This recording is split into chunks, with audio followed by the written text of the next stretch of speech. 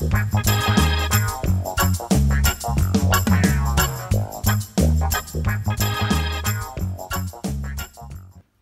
I'm Rasta Maice. Welcome back. This is Rasta Maice painting. This is part 2 of our build a Wookie dial. Today we're going to be talking about green stuff. Rastafarians are good with green stuff. My little joke for the day. So let's pick up where we left off. So we've got our dial and we've done our flat line work and we're going to go into green. So before I start doing anything, I want to talk to you about tools because it's really important. So I've got two main types of tools. So you've got these metal dental picks, so to speak. These two, they're the same. These, as far as I know, these are called wax 5s. These are quite hard to get hold of. These are, for me, 90% of my sculpting, this specific tool. And they look a little bit unwieldy, and you look at them and think, it's too big. They're just brilliant. There's something about this shape, there's something about that edge. You'll see, this tool is key to me sculpting this fur. These are your metal picks. I've also got just like a straight pin pick. Again, small bits. You want a slightly different size tool, different shape tool. The other key tool to when you're using green, a lot of people don't realise, they're called clay shapers. So now these are, so to speak, they're a brush, but they have a rubber end. And you can get all different profiles.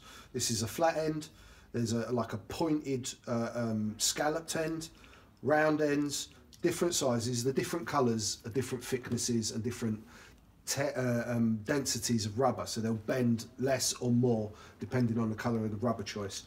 These are how you make green stuff smooth, right? When you want to do flat edges, when you want to do straight lines like belts, as you'll see, I'm going to do a little bit of flat work with green stuff with these clay shapers. The other thing, toothpicks. So toothpicks are amazing little tools. So when I'm sculpting like a 28mm figure and I'm starting to get right in and I want to make bags and this, that and the other, sometimes none of the tools quite fit the job.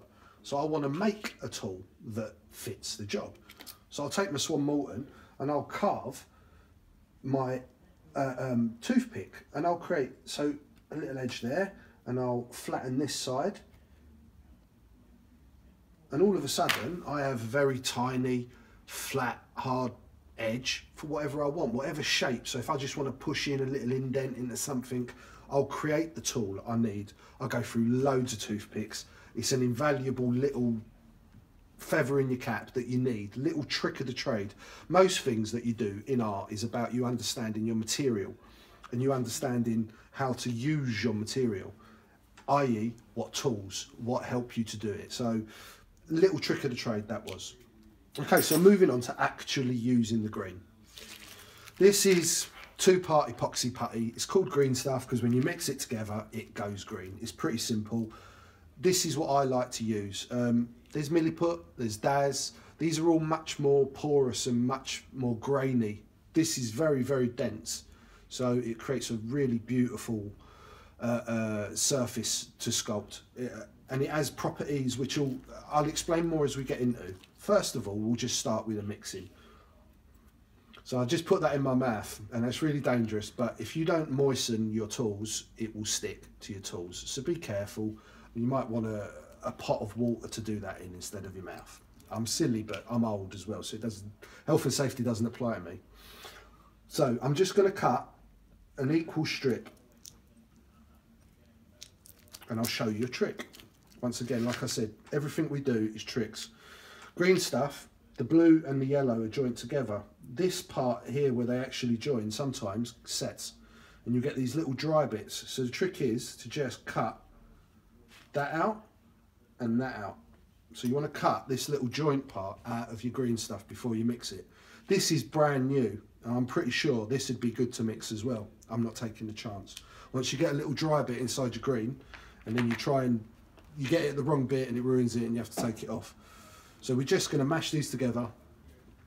God's water straight out of my mouth, keeping it moist. So as you're reworking your putty, you're going to do this a few times, just a bit more saliva, a little bit more moisture.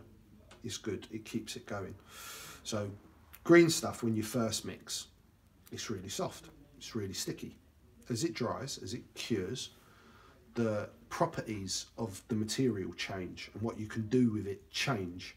So putting it on at first is really easy, it's stick. As it gets dry, it won't stick as well. So you want to kind of get your green stuff on and you rough a shape. And later, as the product dries on you, you'll be able to hone and fine tune what you're sculpting. But we're going to start off as it is. So I've got my green stuff mixed. You do want a nice clean working area. I mean, sometimes I put this on a bit of plastic card, but this mat's brand new, so I can just use it on that. Get rid of that for a second. So get off any dust or impurities on what you're working on. I'm going to be using my wax 5, and now I'm just going to take a little bit of green stuff,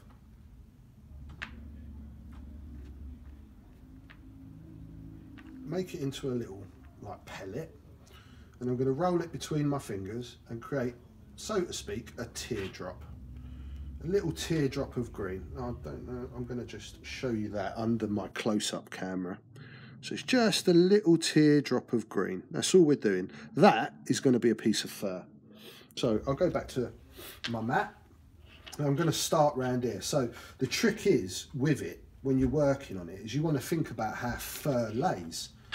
So fur is going to overlap. So we want to work on the outside, and then we want to layer it towards the centre. We also want to think about the way fur falls. So I mean, look, this is it's like a caricature of what fur looks like. I'm not trying to create real fur because it just will not read. I'm trying to create a caricature, but you want to give it some movement. You want to give it some life. You want it to look like that belt's pushing into it or it's going around certain bits. So I'm going to start on the outside edge, and I'm going to put this pointy edge out. So I'm just going to place that down. Then with the back end of my tool, I'm going to flatten this out a little bit.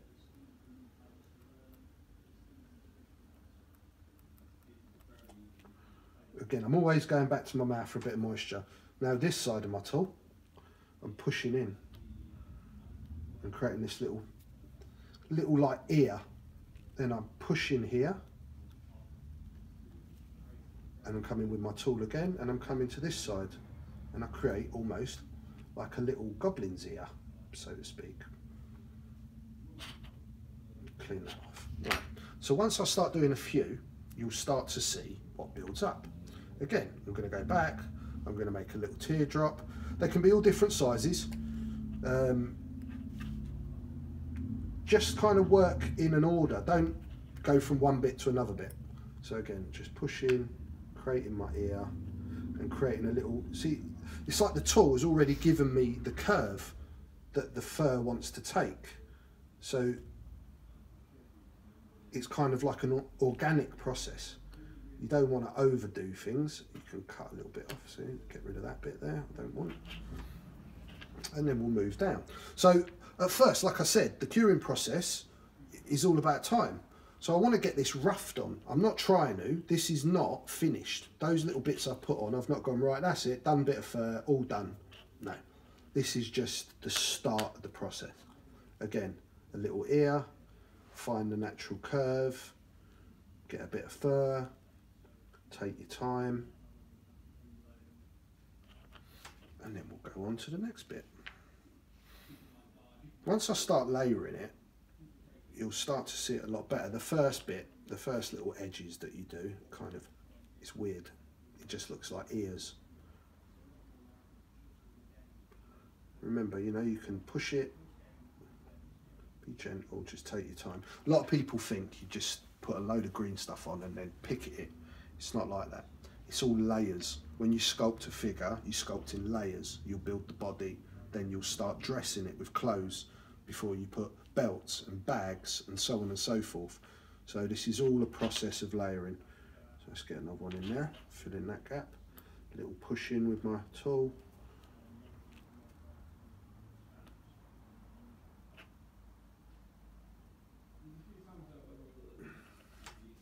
Right, so I'm going to start to layer. I've done a little bit here. I'll layer this up because you don't need to. This is probably, you're looking at about 2.5 hours of just green work now, yeah? So take your time, be patient. Don't mix too much green at once because, like I said, this is a big process. If you mix it, try and mix enough to do the whole lot. it will dry on you. So this is kind of been placed in the middle of those two front ones, so that they're not going to sit on top of each other. They're going to create like a wave. So again, it's the same principle. I'm just going to push in, try and find my bit of a curve to get that fur going.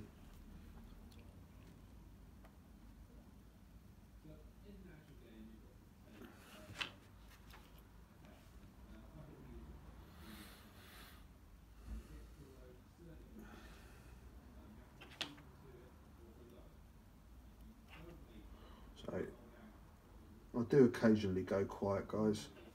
That's me concentrating. If you were sat next to me, you'd hear my old brain turning.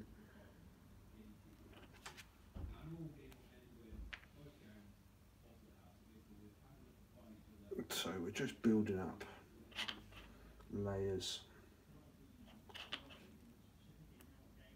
So here we go.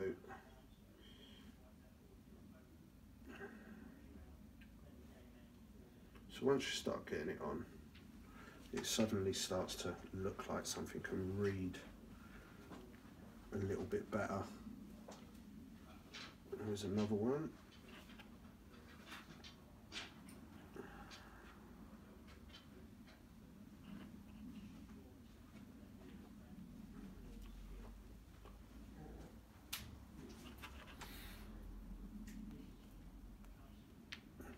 So, a little bit smaller now because I'm kind of running out of space. I want to go round this rebel symbol. So I'm just pushing that back in there a little bit, creating my little ear shape, a little push, nice little twist on the fur.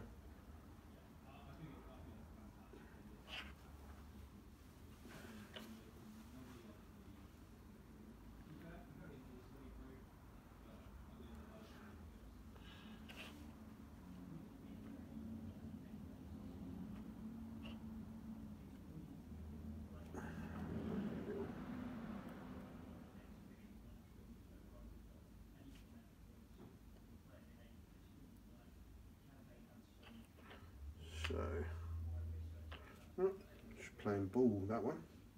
Don't want to go on, governor. I don't want to be part of your dial.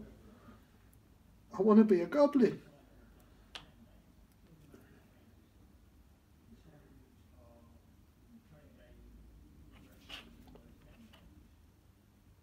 So I'm going to pick this up because I'm working all arse about tit at the moment and my brain's going to pop because of it.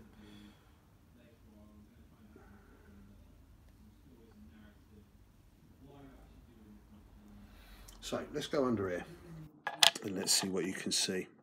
Let's have a look at my camera over there. Right, so you can see I've starting to build these layers up a little bit. All right, so let's see if I can do this under this camera. I can finesse these slightly. So now you can go in and you can push in to make sure you've got some nice... You don't need to go mad at this point, yeah? Because you can really tighten these curls and the way that the fur lies a little bit later. I am going to do a little time lapse on this video. Not a time lapse, I'm going to have a little break and I'll come back to you once it's cured a little bit and I'll show you how we can tighten this up. Alright, so I'm going to just do a tiny bit more so it gives us something more to work on. I'm going to keep going around this a little bit.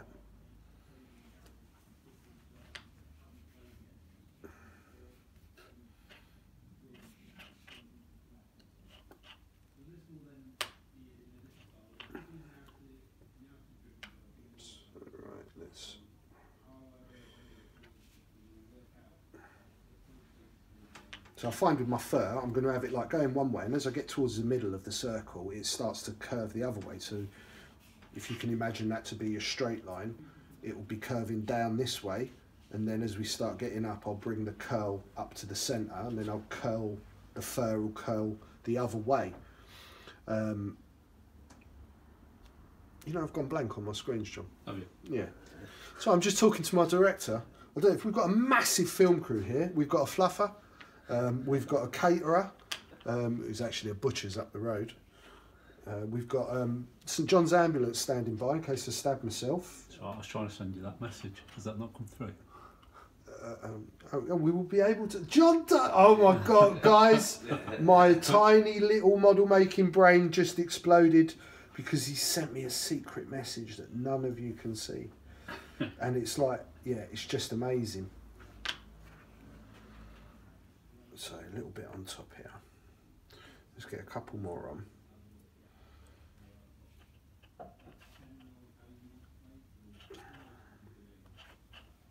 Do you know what? I forgot my glasses. This whole time I'm sat here working going, I can't see what I'm doing. My brain hasn't worked out because I haven't got my magic glass. I can see again. I can see again, everyone.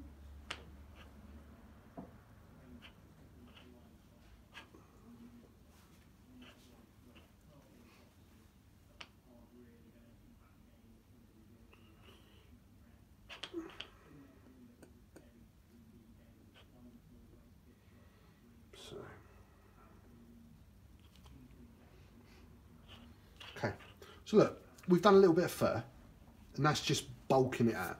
I'm going to show you a lot more on tightening it up once it's cured a little bit. But what I'm going to do is I'm going to move on to show you a bit of flat. So remember we talked about putting the edge of this strap on the side of this base, that we can do that with green instead of plastic. I'm going to show you how to do that. So this, I want to take a piece and I want to create like a little tube. You know what I mean? Like a sausage. That's the word I'm looking for.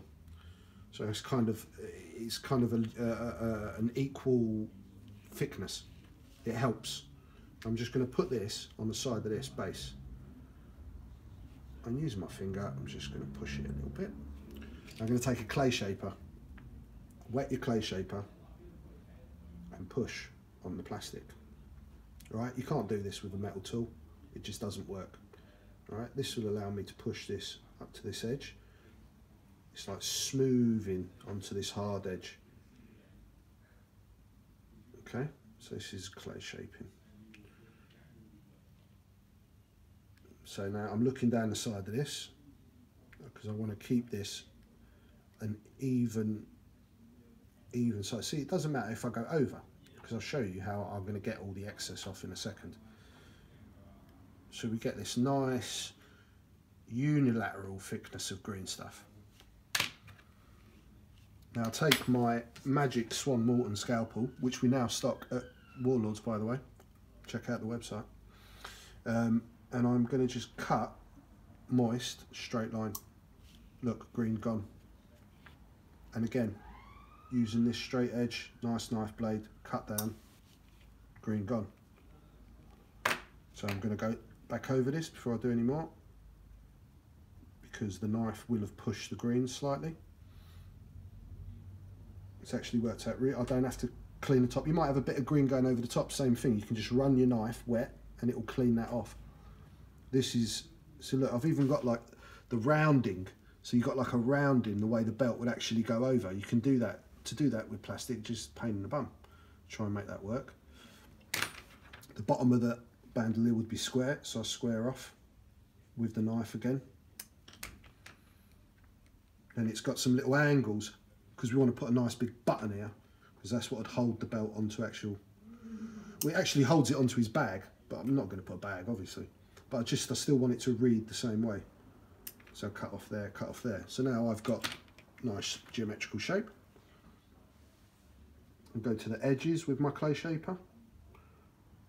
All right, this is allowing me to maintain. So I'm putting 90-degree angles on this, proper flat, like as if you'd sculpted out of plasticard, but I'm using green and it's really smooth. I'll show you how smooth that is under there. It's properly smooth. All right. So I might have just put my fingers all over my fur, but while we go for a little break and the green stuff cures a little bit, I'll just fix that.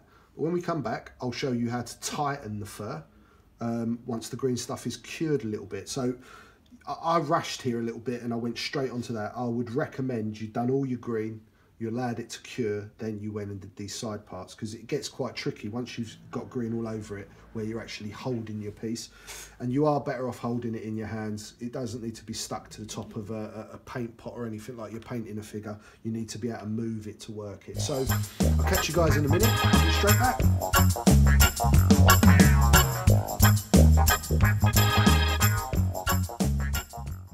Hi, I'm back. Well, it's had 40 minutes, maybe an hour.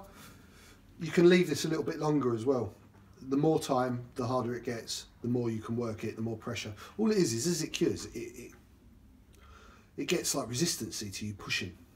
So I'm going to go back to the tools I had. I'm going to use the clay shapers as well as this bit. Let me get my magic glasses on, because I start without them and I'm going to get lost again. So we had the original sculpts, and all I want to do now is I'm going to go in and have a look at things and just push my knife, my tool under certain points and start to really accentuate the curl. Do you know what? I might even try and do this on a close-up cam for you guys. Give me a second. Let's go under here. All right, I'm going to have to work upside down, guys. So be patient. So you understand, you push in and then you tighten. And because the green's now gone a bit hard, me pushing on this bit is not squashing this bottom bit right down. And that's what people don't realise. See, look, I can tighten that. Get in there. A really nice curl. I use the flat to push this down a little bit. And so anywhere that's not perfect, I can start to make perfect. And because the green stuff has got a little bit of resistance, it's taking me pushing and prodding without just squashing it into like a big lump of chewing gum. Okay, so this is what most people don't realise or do incorrectly with green stuff, is they rush. Nothing I do, whether it be painting or sculpting, is made any better by rushing. Everything you need to take your time with.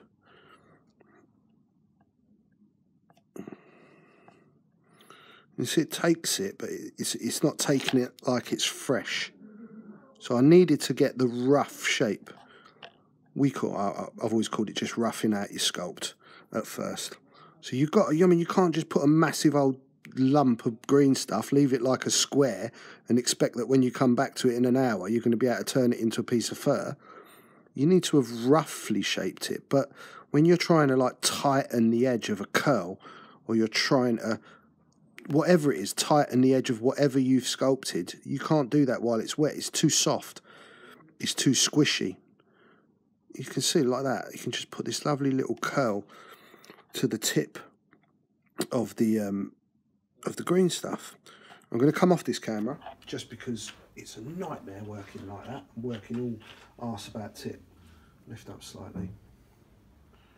And I'm just going to keep going in and pushing. Like, so I can use these. This is lovely. It's got like this little point, and I can get right in this gap. And because it's rubber, I can push, but it doesn't really damage my green. And it also has flexibility. So you create these organic shapes. So we've gone from geometric to now we want something organic. We want something that flows and has got life. And that's what you're trying to do now. You know, you really do need to take your time, go with it. This is like I've said as well, don't mix too much. Don't try and, if it's a bit overwhelming, do a little bit. Leave it, let it all dry, come back to it, do a bit more. There's nothing stopping you breaking up this pattern into little manageable chunks for yourself if you're struggling with anything. You know, I mean, look, if you wanted to practice this before you ever try to chuck it on a dial, just do it on a bit of green stuff. Just do it on a bit of plastic cards. Do it on anything to kind of get a feel for the material, for the actual, you know, the medium that you're working in. So you can see, you can do so much more with it when it starts to dry. You really define the lines. And so when you have like really nice, strong definition in your sculpt, it's going to make it easier for you guys to paint. Yeah, if you've just got a mess, it's not going to be easy.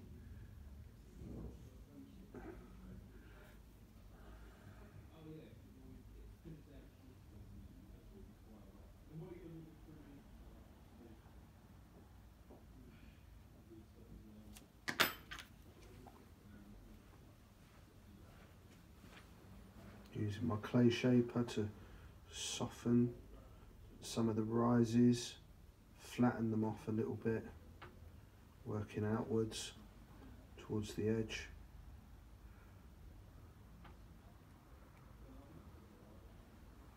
So now they start to define themselves. And you can start to see almost like the waves in a sea. It's got some form and it starts to read a little bit more. So remember, I've been sculpting a long time. I've sculpted 28mm, I've sculpted for Games Workshop. I know what I'm doing is second nature. Please don't feel like worried about making mistakes. Mistakes is how you learn. Mistakes is how you discover fantastic things, is by practicing and making mistakes. Get a bit, practice it, and I think you'll probably shock yourselves how you've kind of debunked it with too much myth and it's really super complicated. Break it down, small bite-sized chunks, take your time, and remember, like I've said, it's going to get easier for you to work that green as time goes by, for you to tighten these things up. Don't think you go plop and it's perfect straight off the bat. It's never going to be. And when you kind of delude yourself like that, then you'll disappoint yourself and you'll walk away from the projects and you won't want to carry on. So I haven't done the whole dial. I will go off now. I'll finish sculpting the whole thing off camera, and in our next tutorial we're going to paint it. That's it really. I hope you've enjoyed the second part to doing the green stuff on this. Once again, this is what the Patreon's all going to be about. Please go and support me on the Patreon. If we hit our targets, we'll be able to keep doing this indefinitely. It's all for you guys. You guys support me and I'll keep doing it and bringing you any kind of videos you want. So thanks very much. I'll see you for part 3 in a couple of weeks, and we'll get to painting this bad boy and then you can get to playing with it. So one love everyone. See you soon. Bye.